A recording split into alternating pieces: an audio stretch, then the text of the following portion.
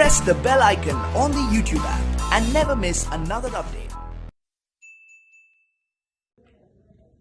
गंजाम मोर भाई भौणी मैंने नमस्कार।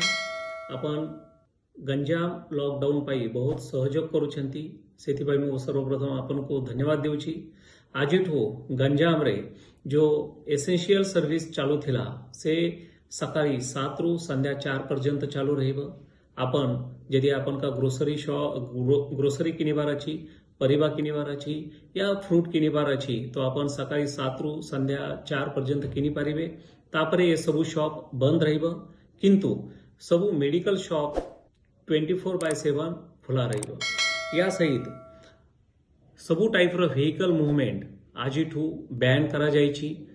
बस, टैक्सी, ऑटो या प्राइवेट कार और मोटरसाइकल रास्ता ऊपर आसीबा नहीं।